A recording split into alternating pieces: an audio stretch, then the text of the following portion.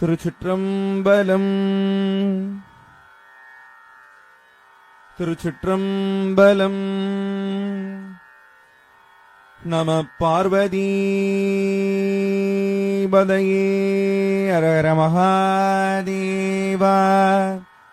சிற்சபேசா சிவசிதம்பரம். திருச்சிற்றம்பலம். திருக்கைலாய பரம்பரை மெய்கண்ட சந்தானம் திருவாவடுதுறை ஆதீனம் ஸ்ரீலஸ்ரீ 24வது குருமகா சன்னிதானம் அவர்களின் அருளாணையின் வண்ணம் மார்கழி மாதம் 9ஆம் நாள் எந்தை ஸ்ரீ மாணிக்கவாசக பெருமான் அருளிச் செய்த திருப்பள்ளி எழுச்சியிலிருந்து 9வது பாடல் விண்ணப்பம். திருச்சிற்றம்பலம்.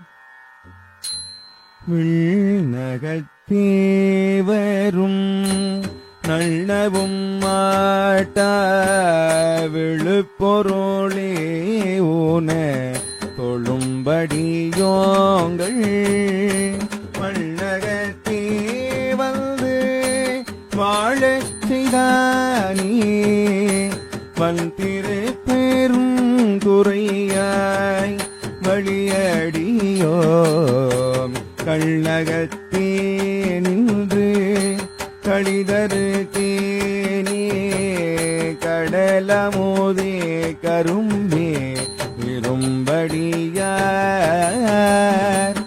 எண்ணகத்தாய் உலகுக்கு உயிரானாய் எம்பெருமான் பள்ளி எழுந்து அருளாயே.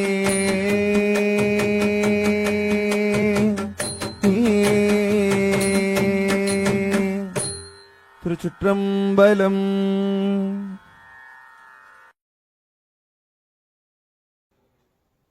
அடுத்து 9வது திருப்பாடல். விண்ணகத்தேவரும் நன்னவும் மாட்டா விழுப்பொருளே உனது ஒழுப்படியோங்கள் மன்னகத்தே வந்து வாழச் செய்தானே. மன்னகத்தே வந்து வாழச் செய்தானே வந்திருப்பெருந்துரையாய் வழியடியோம் கண்ணகத்தே நின்று கடிதரு தேனே கடல் அமுதே கரும்பே விரும்படியார் எண்ணகத்தாய் உலகுக்கு உயிரானாய் எம்பெருமான் பள்ளி எழுந்தருளாயே என்பது 9வது திருப்பாடல். 9வது திருப்பாடல். விண்ணகத்தேவரும் நன்னவும் மாட்டா விழுப்பொருளே. விண்ணகத்தேவர் அமரரும் அறியார் என்று 7வது திருப்பாடலை சொன்னார். அதை இங்க மீண்டும் சொல்லப்படுகின்றது. விண்ணகத்தேவர், விண்ணகத்தில் உள்ள தேவர்களும் கூட, உயர்வு சிறப்பு தேவரும் கூட நன்னவும் மாட்டான். உன்னை அறியவும் முடியல, உன் திருவடியை அவர்களால் பொருந்தவும் முடியல. நன்னவும் மாட்டான். விழுப்பொருளே, அப்பேற்பட்ட உயர்ந்த பொருளே, உனது ஒழுப்படியோங்கள், உனது தொழும்பு அடியோங்கள். தொழும்பு அடியோங்கள் இருக்கணும், தொழுப்படியோங்கள் இருக்கு. என்ன விழுப்பொருளே அப்படின்னு சொல்லிட்டு விழுப்பொருளே அதுல ஒரு இப்பு வந்தது இல்லையா, வல்லினம். அந்த இப்பு அந்த எதுகை இங்கேயும் வரணுங்கிறதுக்காக, அதே மாதிரி இப்பு வந்து எதுகை சிறப்பாக அமையணுங்கிறதுக்காக வேண்டி தொழும்பு அடியோங்கள் என்பது தொழுப்படியோங்கள் என்று. தொழும்புன்னா அந்த இம் வந்து மெல்லினம். இம் என்ற மெல்லினத்துக்கு பதிலாக இப்பு என்ற வல்லினம் வந்திருக்கின்றது. இதனை வலித்தல் விகாரம் என்பார்கள். மெல்லினம் வல்லினமாக மாறுபடுகின்றது. விகாரம் என்றால் மாறுபடுதல். அந்த மெல்லினமாகிய இம் வல்லினமாகிய இப்பாக மாறுபடுவதனால இது வலித்தல் விகாரம். சில இடங்கள்ல வல்லினம் மெல்லினமா மாறும், அது மெலித்தல் விகாரம். இந்த மாதிரி விகாரங்களை நம்ம இலக்கியங்களையும் பார்க்கலாம். எளிமைக்காக நம்ம நல்லா தெரிய திருக்குறளையே பார்ப்போமே. இழுக்கல் உடையொளி ஊற்றுக்கோளற்றே ஒழுக்கம் உடையார் வாய்ச்சொல். ஊற்றுக்கோள்னு சொல்றாரு பாருங்க. ஊன்றுகோல்னு சொல்ல வேண்டிய இடத்துல ஊன்றுகோல், ஊன்று அந்த இன் அந்த ரன் நகரமாகட்டும், அது வெள்ளினம் தானே. அது இரு என்ற வல்லினமாக மாறி இருக்கின்றது. அதுவும் வலித்தல் விகாரம். இந்த மாதிரிலாம் செய்யுள்ள வந்து செய்து கொள்வதற்கு கவிஞர்களுக்கு உரிமை இருக்கின்றது. நாம பேச்சு வழக்கில் அப்படி மெல்லினத்தை வல்லினமா மாத்திட்டு இது வலித்தல் விகாரம் சார் அப்படின்னு நாம சொல்லக்கூடாது. அது செய்யுளுக்கு மட்டும்தான், கவிதைக்கு மட்டும்தான் அந்த விதி அனுமதிக்கப்பட்டுள்ளது. கவிஞர்களுக்கு தான் அந்த உரிமை. நாட்டல் வழியை என்மனார் புலவர் என்று தொல்காப்பியர் சொல்வார். அதுக்கான உரிமையும் ஒரு வலிமையும் கவிஞர்களுக்கு உண்டு. அது மாதிரி இங்க விழுப்பொருளே உனது உன தொழுப்படியோங்கள் உன தொழும்படியோங்கள் இருக்கணும். அது உன தொழுப்படியோங்கள். உணன்னு இருக்க என்ன உனது அப்படின்னு இருக்கணும் இல்லையா? அதனுடைய பன்மை உண என்பது. இது நம்ம திருவாவூர்துறை உலவாக்கிழி பொன்னுலவாக்கிழி பதிகத்துல உணகழல் தொழுதெழுவேன் இடரினும் தளரினும் எனதுரு நோய் தொடரினும் உணகழல் தொழுதெழுவேன். அங்க உணதுங்கிறது பதிலா உணர்ன்னு இருக்கு பாத்தீங்களா? அத மாதிரி விழுப்பொருளே உண தொழுப்படியோங்கள். உனது தொழும்பாகிய அடியோங்கள். உண தொழும்பாகிய அடியோங்கள். தொழும்பு என்றால் பணி செய்பவர்கள், இட்ட பணியை அடிமை திறத்தோடு செய்பவர்கள். தொழும்பன் என்றால் அடியவன் தான் அர்த்தம்.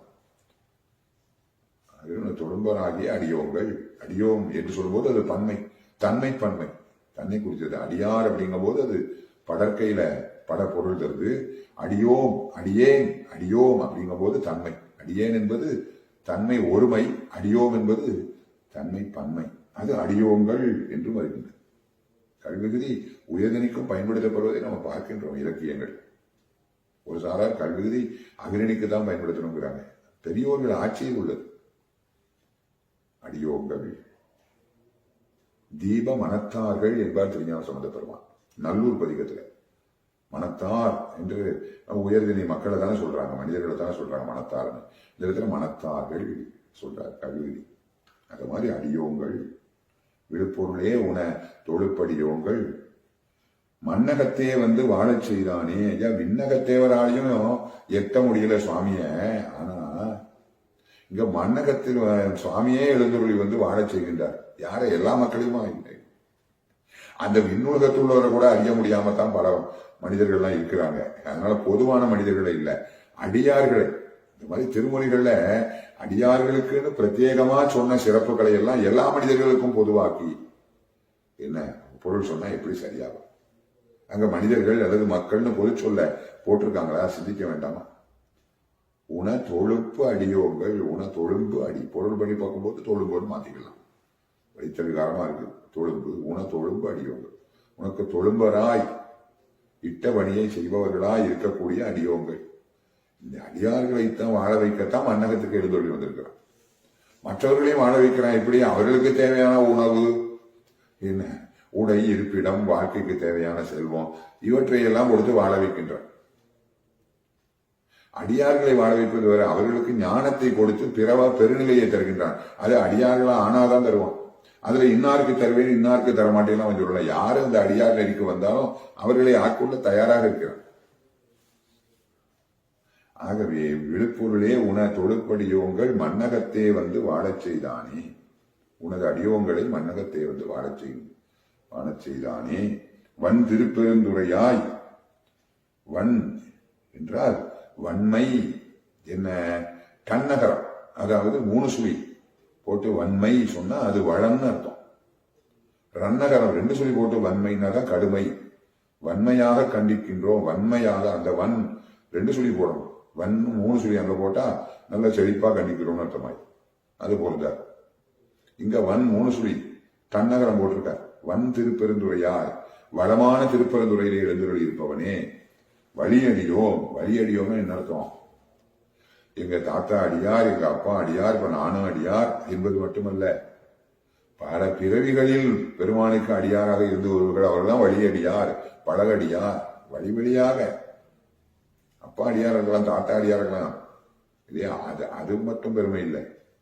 இவரே பிறவிதோறும் அடியாராக இருந்து வருகின்றார்கள். அதுதான் ரொம்ப சிறப்பு. அவர்கள்தான் பழகடியார், வழியடியார் என்று சொல்வதற்குரியவர். வழியடியோம் கண்ணகத்தே நின்று கலிதருதேனே. வழியடியோமாகிய எங்களுடைய கண்ணுக்குள்ளே இருந்து எங்களுக்கு மகிழ்ச்சியை தரக்கூடிய தேனே. தேன் பாருங்க நாவுக்கு தான் விடயமாகும். தேனின் சுவை நாவுக்கு விடயமாகும். ஆனா எதெல்லாம் இனிமையா இருக்கோ அதெல்லாம் தேன்னு சொல்வது ஒரு வழக்கு. செந்தமிழ் நாடனும் போதினிலே இன்ப தேன் பாயுது காதினிலே என்றார். காதில தேன் பாய்ந்து தேன் சுவை தெரியவா போகுது அப்படிங்கிறோம்.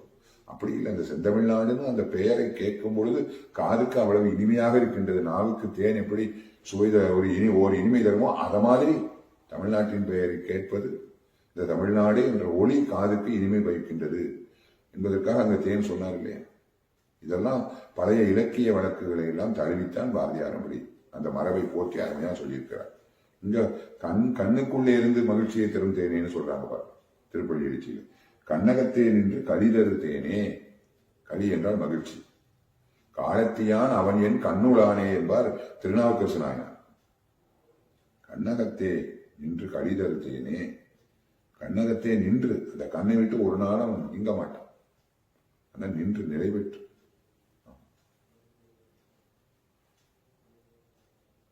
மாற்றம் மனம் களிய நின்ற மறையோனேம்பார் சிவபுராணத்தில். நிறைய சுவாமி அப்படி நிற்கின்றார். அவரு கண்ணகத்தை நின்று களிதரு தேனே கடல் அமுதே, அங்க பார்க்கடல்ல தோன்றின அமுதம், அது மாதிரி இது அருட்கடலில் தோன்றுகின்ற அமுதம். அந்த அருளில் திளைத்தால் சிவமாகிய அமுதை நுகரலாம். கடல் அமுதே கரும்பே, இதெல்லாம் ஒரு ஓமைக்காக சொல்வதுதான். எல்லாவற்றையும் தாண்டிய இனிமையுடையது சிவம். கடலமுதே கரும்பே விரும்பு அடியார், உன்னை விரும்புகின்ற அடியார் அவர்களுடைய எண்ணகத்தாய், கண்ணகத்தில் இருந்து கழிதரு தேனேனாரு. இப்ப எண்ணத்திலும் இருக்கின்றான்.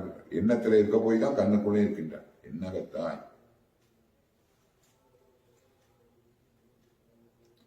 எண்ணகத்தாய் உலகுக்கு உயிரானாய். விஸ்வாந்தரியாமி, விஸ்வம் என்பது உலகம், அந்தர்யாமி என்பது உயிருக்கு உயிராய் நிற்கின்ற நிலை.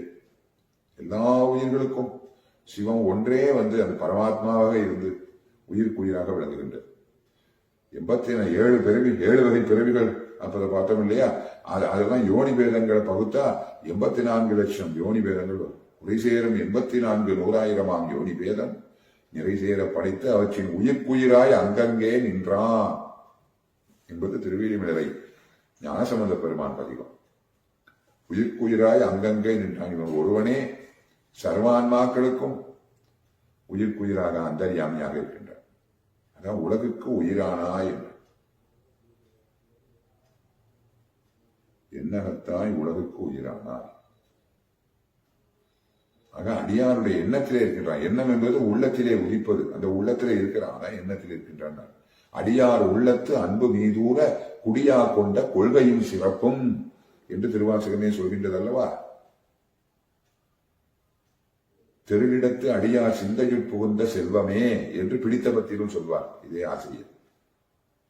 அடியார் சிந்தையில் புகுந்த செல்வமே, எவ்வளவு அருமையா சொல்லியிருக்கார். சிந்தை அதுதான் எண்ணம். ஆகவே சொன்னார், அடியார் எண்ணகத்தாய் உலகுக்கு உயிரானாய் எம்பெருமான் பள்ளி எழுந்தருளாயே. எம்பெருமானே, இந்த திரோதான நிலையிலிருந்து உன்னை மாற்றிக்கொண்டு அருட்சக்தி மயமாக எங்களுக்கு எழுந்தருள்வாயாக என்று விண்ணப்பித்துக் கொள்கின்றார். இதுதான் 9வது பாடலுடைய பொருள். திருச்சி